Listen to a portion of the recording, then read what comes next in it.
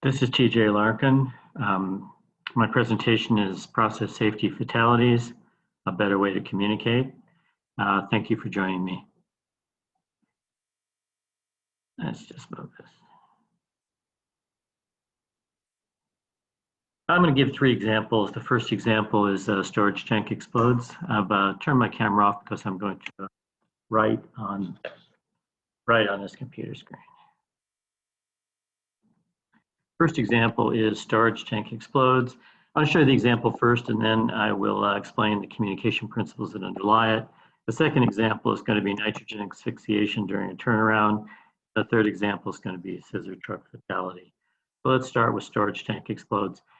These are done in a lot more detail in a brochure, what we call Lessons Learned, Communicating Major Incidences, and it's a free download from our website, www.larkin.biz. So if I go too fast, you need more details, you can pull the actual samples down from our website and have a look at that brochure.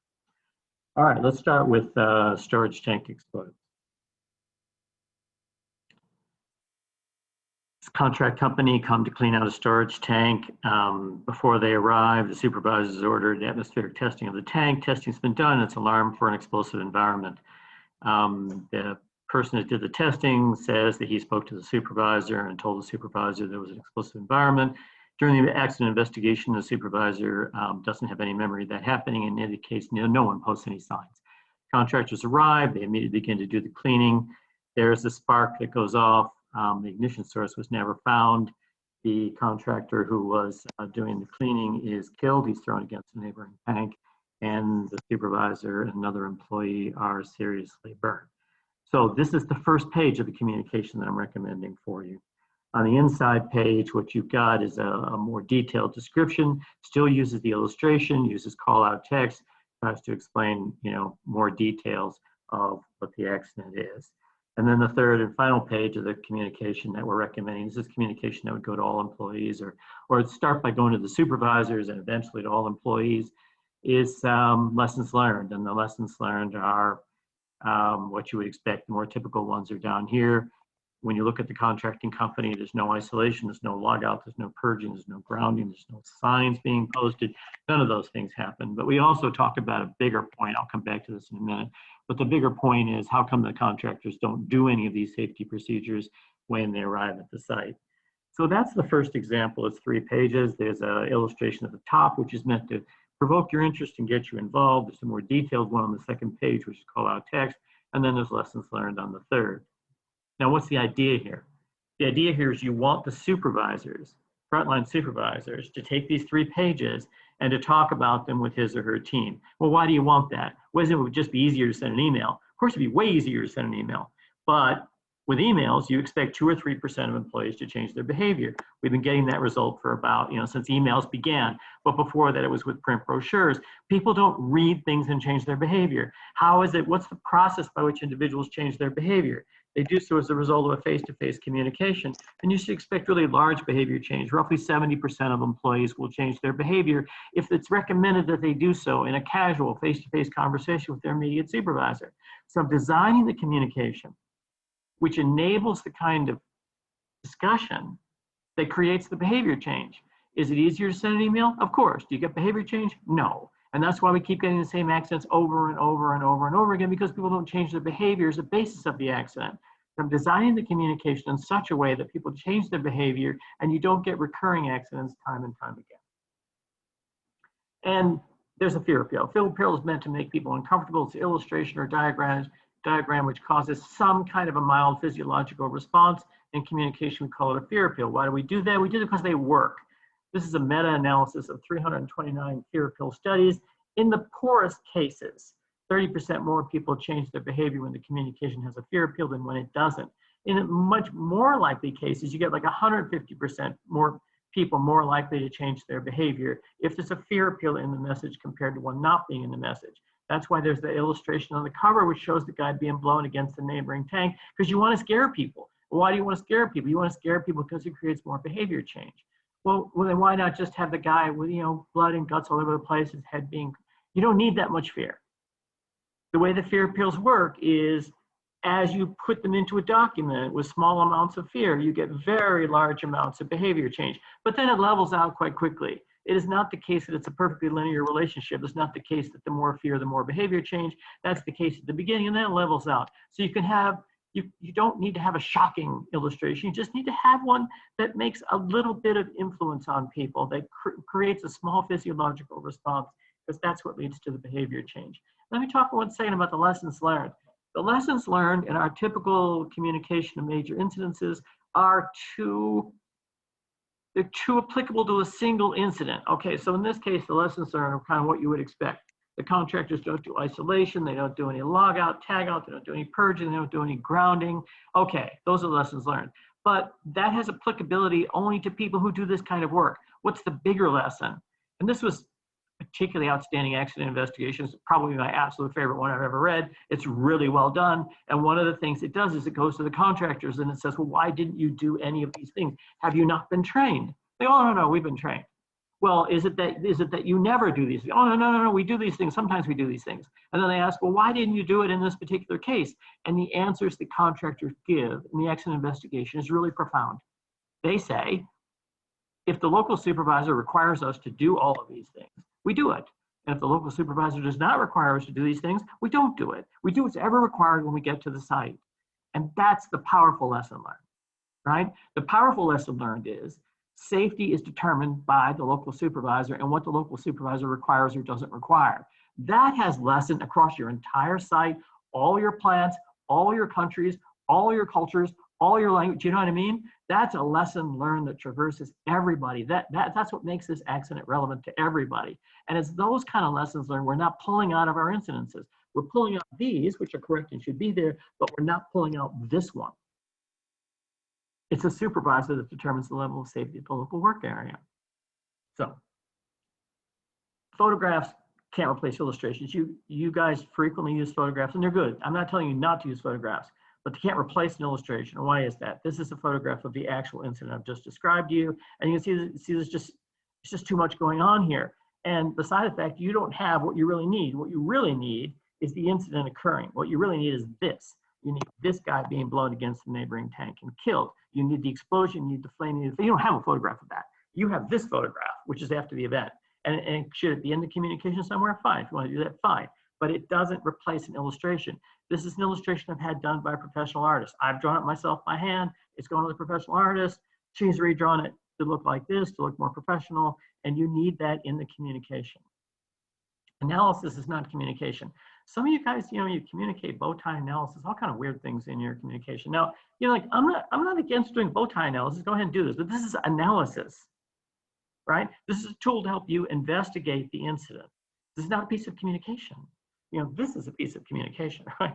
That's communication. This is analysis. So yeah, you need analysis. And if you want to have a more detailed report and put it in there somewhere for people, fine. But don't do it in place of that. That's a crazy idea. This is going to change people's behavior. This no one's going to look at. It isn't going to make any difference. And so let's go to the next example. And if I do 3 of these, you'll start to get the pattern. The second example is nitrogen asphyxiation during a turnaround.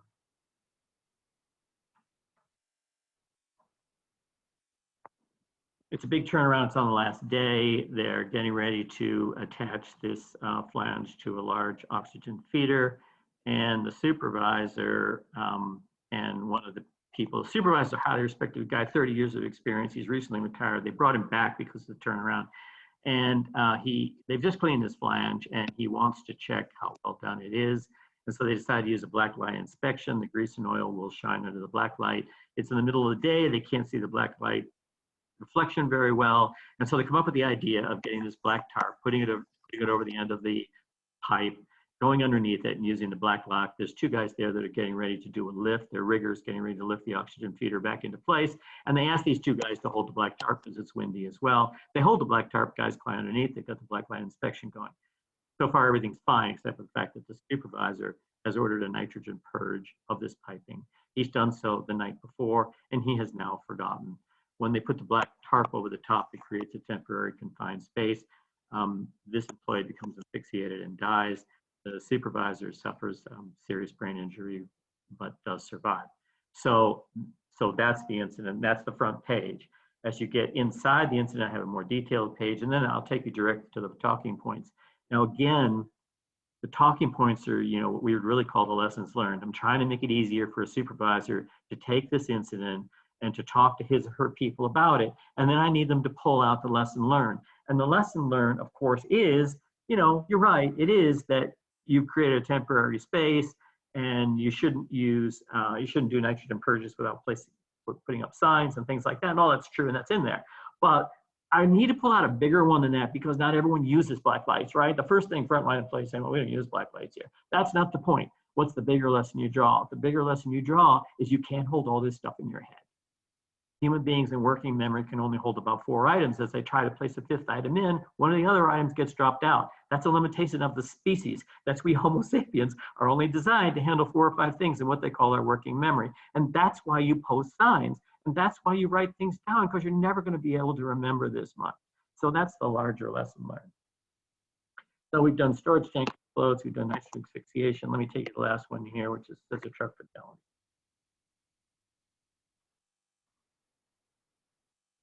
This is the cover page of the communication. By now, you know what I'm trying to do here. I'm trying to get your interest, trying to get the interest of supervisors. I want them to see it. I also want them to be disturbed. I don't need them to be shocked out of their brains. I just need them to be slightly disturbed and near what you call a fear appeal. That's going to increase the interest and it's going to increase the behavior change. And all I'm trying to do on this top page is get them interested, get them into the communication.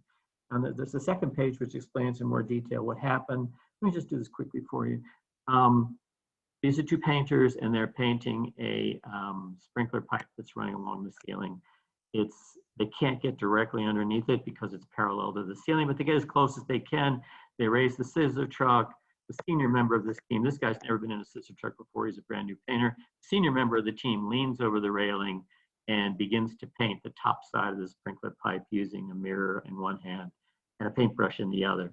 He leans against the joystick that's there, and this causes the scissor truck to go up.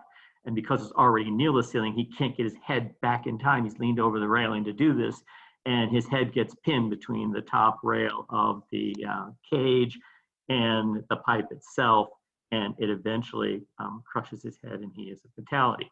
This guy suffers some pretty severe emotional injury afterwards. He's desperately trying to figure out how to lower the scissor truck.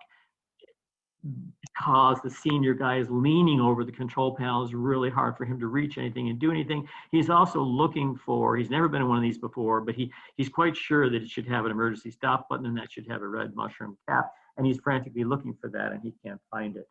One of the internal pages describes why he can't find it. This is where the cap, this is what the cap normally looks like. This is where it's supposed to be, but it has fallen off this piece of machinery and hasn't been on for months. Now this little pin sticking out still works, but in the frantic, panicky moment at the time, he doesn't really notice this pin and he doesn't press it. And then of course the other thing that's happened here is that this scissor truck has a called 2-hand operation, which means in order for it to work properly, with your left hand you press in this button, which is called an enable button, and then with your right hand you can move this joystick. If the enable button is not pressed, the joystick is not active. Now, that's not what happens in this accident. And it doesn't happen because they override this right here. They drill a hole through this button casing, they press the button in, they put a nail through the 2 holes, and that permanently depresses the enable button. With the enable button permanently depressed, the joystick is in fact always active, which is why when he leans across and bumps the joystick with his torso and he actually gets a safety harness wrapped around it, that's why the thing goes up, because they've overridden the safety device, they've overridden the two-handed enable. Well, why have they done that? They've done that because they can't move this scissor truck. They have nothing to hold on to when they move it, when they're moving it location to location. So if the left hand is pressing the button, the right hand's running the joystick, they have nothing to hold on to. They don't like that. So they overrode the safety device, so the left hand can hold the hand railing, the right hand can move it. That's in fact why they've done it. So when you come to the lessons learned, it's really about overriding safety devices. And while not everybody uses a scissor truck, I get that, right? The lessons learned can't just be, don't operate a scissor truck this way. There's a bigger point here. And the bigger point here is employees do override safety devices, and they do a lot. The last good study out of Germany, which was done in manufacturing plants, found that 1/3 of the safety devices had been overridden. And they've been overridden because the employees didn't like the way the machine operated. And so this lesson learned is, well, look, we got to do one or two things. We either got to reconfigure the machine so it does what we want, or we got to take these safety overrides out. You know, we got one or two things here we have to do. And I think that has applicability across a wide audience. So what am I trying to do here? I'm really just trying to create a piece of communication that you can't not talk about. A piece of communication where the illustration is so engaging and where it's so easy to read and to learn and to do that you talk about it. Well, why is it so important that they talk about it? It's so important that they talk about it because 70% of employees will change their behavior if they get into a conversation, a face-to-face conversation with their immediate supervisor. So the communication is specifically designed to get behavior change. And when you get behavior change, you get fewer serious incidents. I appreciate you coming and looking at my presentation. You know, I hope this is useful for you.